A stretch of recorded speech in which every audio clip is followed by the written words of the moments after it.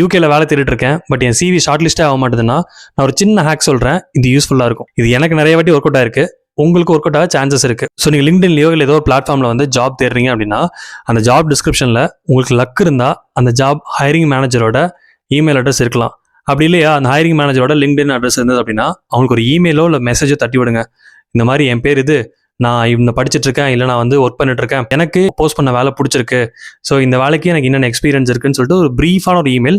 And கடைசியாக வந்து எனக்கு சில டவுட்ஸ் இருக்கு, can we have an exploratory call. இந்த எக்ஸ்ப்ளோரேட்டரி கால் அப்படின்றது பார்த்தீங்கன்னா கிட்டத்தட்ட ஒரு இன்ஃபார்மல் இன்டர்வியூ மாதிரி. மோஸ்ட் ஆஃப் த டைம் பார்த்தீங்கன்னா இந்த இமெயிலுக்கு ரிப்ளை வராது, பட் சில சமயம் உங்களுக்கு லக் இருந்தால் ரிப்ளை வரும்.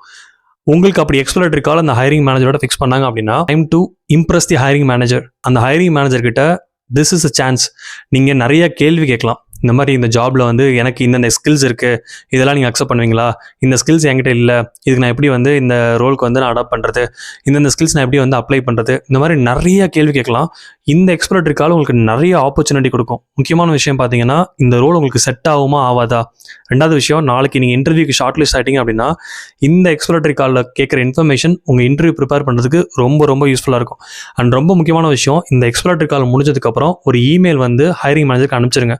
இந்த மாதிரி தேங்க்ஸ் ஃபார் த கால், நான் நிறைய கற்றுக்கிட்டேன், நான் என் அப்ளிகேஷன் சப்மிட் பண்ணிட்டேன், இதுதான் என் அப்ளிகேஷன் நம்பர் அனுப்பிச்சிங்கன்னா, மோஸ்ட் ஆஃப் த டைம் நீங்கள் ஆல்ரெடி பேசியிருக்கனால உங்களை பற்றி உங்களுக்கு ஆல்ரெடி தெரியும். ஸோ இப்படி ஒரு அப்ளிகேஷன் வரப்போகுதுன்னு சொல்லிட்டு, ஸோ ஜென்ரலாக ஏடிஎஸ்ல போய் மாட்டிக்காமல் அவங்க வந்து உங்கள் அப்ளிகேஷன் வியூ பண்ணுற வாய்ப்பு நிறைய இருக்குது. நிறைய ஜாப்ஸ்லாம் பார்த்தீங்கன்னா ஒரு 60 பேர் 100 பேர் தான் அப்ளை பண்ணுவாங்க. ஸோ இந்த மாதிரி ஜாப்ஸில் வந்து நீங்கள் இந்த மாதிரி இமெயில் அனுப்பிச்சு நீங்கள் பேசுனீங்க அப்படின்னா, மோஸ்ட்லி நீங்கள் வந்து will be visible to the hiring manager. நீங்கள் கேர்ஃபுல்லாக ஹேண்டில் பண்ணணும். ஏன்னா எக்ஸ்ப்ளோரேட்டரி காலில் நல்லா பண்ணிட்டீங்கன்னா ஓகே, பட் ஒருவேளை நீங்கள் சொதப்பிட்டீங்க அப்படின்னா ஜென்ரலாக கூட உங்கள் சிவி ஷார்ட் லிஸ்ட் ஆகிருக்கலாம், பட் இப்போ வந்து ஷார்ட் லிஸ்ட் ஆக வாய்ப்பு ரொம்ப ரொம்ப கம்மி. அண்ட் அது மட்டும் கிடையாது, இதுக்கப்புறம் ஃபியூச்சர் ஜாப்ஸ்க்கும் நீங்கள் அப்ளை பண்ணுறது பிரச்சனையாடும். அதனால் அந்த ஹைரிங் மேனேஜரோட இமெயில் பார்த்த உடனே எக்ஸ்ப்ளோரேட்டரி கால் கேட்காதீங்க. உங்களுக்கு அந்த ஜாப் வந்து ஃபிட்டாக இருக்கா, எனக்கு வந்து ஆல்மோஸ்ட் இந்த ஜாப் கிடைக்கும், எனக்கு வந்து இது குவாலிஃபைடான பர்சன், இந்த ஜாப் எனக்கு கிடைக்க வாய்ப்பு இருக்கா அப்படின்னா அப்போ ட்ரை பண்ணி பாருங்கள். சிவி ஷார்ட் லிஸ்ட் ஆக வாய்ப்பு இருக்குது.